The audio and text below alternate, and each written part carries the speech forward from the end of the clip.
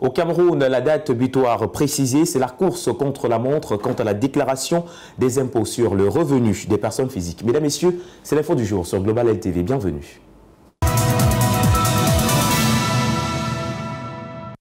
Après plus d'une prorogation, le 9 décembre 2024 marque la date butoir en vue de la déclaration de l'impôt sur le revenu des personnes physiques au Cameroun. La nécessité de se conformer à cette injonction a mobilisé plusieurs Camerounais à la fois. La digitalisation du processus a pris un coup et les bureaux d'enregistrement sont saturés. C'est ce que nous dit dans cet élément Pauline Autou. Ils sont nombreux ces Camerounais au parfum de la déclaration d'impôt sur revenu des personnes physiques. Au vu de cette mesure dont le délai d'enregistrement est passé depuis le 2 décembre dernier, les citoyens camerounais sont à la course contre la montre. Néanmoins, ils rencontrent sur le terrain pas mal de difficultés. La première est celle liée au système informatique qui, de temps à autre, bug. Ce serait en raison du flux important des tentatives d'enregistrement sur le site de la DGI. D'ailleurs, le ministre des Finances l'a expliqué en ces mots, je cite, « une surcharge exceptionnelle due à un afflux simultané de plusieurs dizaines de milliers de connexions », ce qui a entraîné inévitablement des difficultés d'accès pour certains contribuables. Sans parler de ces citoyens qui nous disent hors caméra qu'ils n'ont pas de revenus à déclarer tant leur situation économique est plus qu'instable. C'est exagéré, c'est de trop, c'est du vol. Après avoir prélevé ça, on va voir ça où? Nous allons les voir défiler avec les grosses voitures. C'est là où part notre argent. Non, c'est trop demandé aux citoyens camerounais. On nous a déjà trop demandé, on est fatigué de ça. Compte tenu de tout ceci, le ministre des Finances, lui, Paul Motazé, accorde un sursis pour permettre aux uns et aux autres de se réglementer. Le nouveau délai d'enregistrement est donc le 9 décembre 2024. La déclaration de l'impôt sur le revenu des personnes physiques est une ancienne notion dans la fiscalité qui semble renaître des cendres au Cameroun. La mobilisation est tous azimuts et voilà qui en appelle à la précision de qui est concerné par cette mesure. Esquisse de réponse avec Blinda en Elanon. La déclaration des impôts sur le revenu des personnes physiques est un document que les personnes doivent remplir et déposer auprès des autorités fiscales pour déclarer leurs revenus et calculer leurs impôts.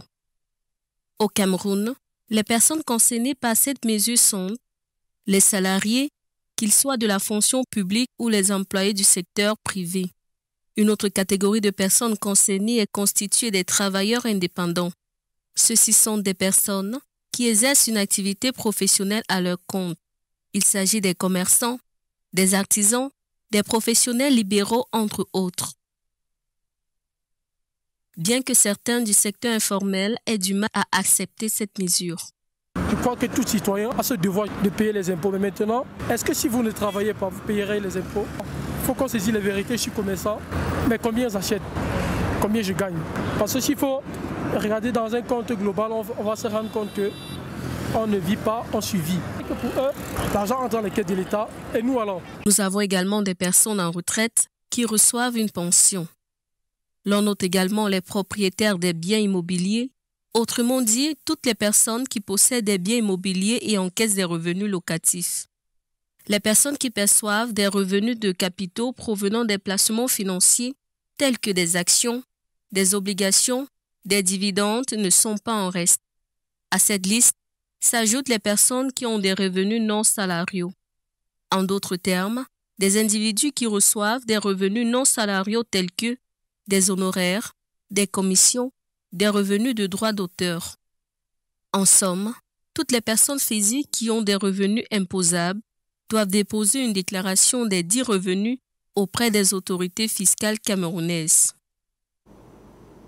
Des sanctions, il va de soi, sont prévues à l'encontre des personnes qui outrepassent l'application de ce volet de la loi de finances de 2021. Elle porte entre autres sur la restriction de visa pour ceux qui envisagent un voyage vers l'étranger. Voici d'autres sanctions prévues contre la non-déclaration de l'IRPP dans ce reportage que signe John Gong.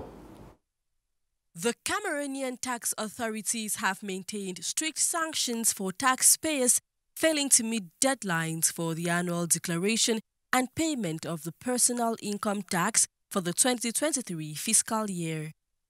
Despite a recent postponement, the penalties announced in August by the Directorate of Large Enterprises remain fully enforceable. Under these sanctions, defaulters risk public exposure through the publication of their names in Cameroon Tribune, which serves as an official warning.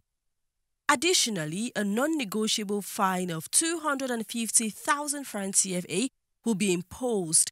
More severe consequences include the deactivation of tax registration records, effectively barring access to vital fiscal documents such as tax compliance certificates and registration attestations. These measures go further to restrict international travel, as defaulters will be unable to obtain visas from diplomatic missions. Persistent non-compliance could also lead to automatic taxation with steep penalties for bad faith. The sanctions, however, extend beyond these initial penalties. Tax defaulters also face a broad range of restrictions, including denial of access to public tenders or government contracts, refusal of access to bank accounts or the ability to open one, limitations on property ownership or transactions, denial of utility subscriptions such as water, electricity, and phone services, and refusal to process or receive any payments from the state regardless of their nature. While these sanctions indicate the government's resolve to enforce tax discipline, critics argue they could damage reputations, hurt economic activity, and discourage investment. For now, taxpayers are urged to comply to avoid serious legal and financial repercussions. Qu'il soit de bon ou de mauvais goût, l'impôt sur le revenu des personnes physiques est une disposition légale. Elle relève de la loi de finances de 2021 promulguée le 17 décembre par le président de la République du Cameroun. Le but étant d'élargir l'assiette fiscale et d'avoir une connaissance précise des revenus. C'est ce que nous dit Colin Bekatal. L'impôt sur les revenus des personnes physiques relève de la loi des finances camerounaise de 2021 promulguée le 17 décembre 2020 par le président de la République Paul Biya. Une disposition qui vise à élargir l'assiette fiscale et à apporter une clarté dans les déclarations des revenus, la particularité de celle-ci tenant de ce qu'elle s'adresse à un éventail plus large d'individus. Ce n'est pas l'impôt prélevé sur les entreprises, mais la part, n'est-ce pas, des contributions des ménages dans le budget national. La part des prélèvements réalisés sur le revenu personnel des personnes physiques, des individus. Celle-ci vise donc à offrir à l'autorité en charge de la fiscalité des renseignements exacts sur les revenus des personnes, qu'elles soient professionnelles ou pas, les astreignant à s'acquitter de leurs dettes fiscales.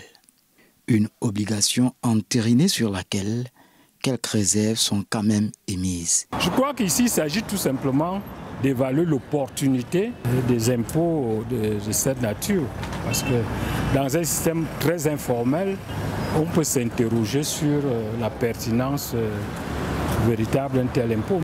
Il ne reste, quoi qu'il en soit, qu'à s'acquitter envers et contre tout cette obligation.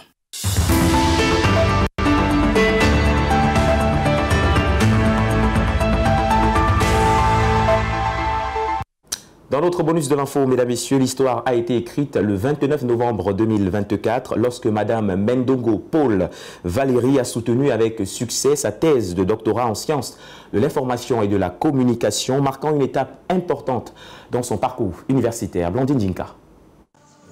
In an inspiring display of academic excellence, Madame Mendongo Paul Valérie successfully defended her PhD thesis in information and communication science. The defense, which marked the culmination of years of hard work and dedication, was a moment of pride for Madame Mendongo and her loved ones. Vous comparaissez, dans tous les sens de ce verbe, devant le jury constitué du professeur Roger Kemayou, votre directeur des travaux. As she began her defense, it was clear that she was well prepared to tackle the challenges that lay ahead With confidence and poise, she presented her research and responded to questions from the panel. Notre thèse est intitulée « L'événementiel dans la communication de la foi, défi pour l'Église catholique au Cameroun ». Elle s'étend tout au long de notre travail, elle porte sur l'expression, l'incorporation et aussi elle s'attelle à proposer le message évangélique à l'aide de l'événementiel dans une société moderne devenue plus consumériste que spirituelle, plus connectée que rationnelle, plus conflictogène que paisible. In an exclusive interview, Madame Medogo shared her thoughts on her academic journey and her experience defending her thesis. When asked about her motivation for pursuing a PhD, Madame Medogo credited her passion for learning and her desire to make a meaningful contribution in her field. Il faut dire que c'est un travail qui m'a pris au bas mot cette année, parce que j'ai commencé la communication à l'université de Boya, où j'ai fait English Literature comme majeur, et puis le mineur c'est journalisme et mass communication. Et là j'avais vraiment des bases sur la profession journalistique, et après je voulais entrer dans la profession, donc connaître un peu les métiers de la communication, et j'ai choisi la publicité et l'événementiel. Et après cela je voulais quand même faire des études académiques, donc après le master professionnel en publicité et en événementiel, je suis repartie faire le master académique pour pouvoir faire le doctorat aujourd'hui. Sister Alice Guitobo, who had the opportunity to work with Madame Medogo, praised her dedication and perseverance. Les gens ont toujours des appréhensions par rapport aux religieuses. On se dit que la sœur, c'est avec le chapelet, c'est avec la Bible. Sœur Paul et nous, on arrive à concilier tout ça, non seulement être pris, ora et labora, elle prie et travaille. C'est ça qui lui a permis d'arriver en ce jour. Father Gabriel, who also had the pleasure of working with Madame Medogo, echoed Sister Alice's sentiments. C'est le cardinal Christian Toumi, paix à son âme, qui a voulu, avec l'accord de la supérieure générale de l'époque, de la sœur Paul Valérie, qu'elle fasse les études. Et je devais faire une recommandation pour ça. Je suis très content d'assister à la soutenance de cette thèse, sachant que je l'ai vu commencer ses premières études à Boya. Nous devons comprendre l'importance de la communication dans l'annonce de l'Évangile. L'Église est faite pour annoncer. La nouvelle évangélisation, c'est aussi cela, utiliser les nouvelles méthodes, les nouvelles technologies. Et la communication, ou la thèse qu'elle a faite, évidemment, c'est interdisciplinaire, pluridisciplinaire. In conclusion, Madame Medogo Paul Valerie's successful PhD defense is a testament to her unwavering dedication, perseverance, and passion for academic excellence. As she embarks on this new chapter, we celebrate her achievements and look forward to the impactful contributions she will make in her field. Madame Medogo Valérie, félicitations et bon courage pour la suite. Mesdames, Messieurs, l'info du jour s'achève sur Global LTV. Merci de l'avoir suivi. Sur nos antennes, l'information se poursuit. Bonsoir.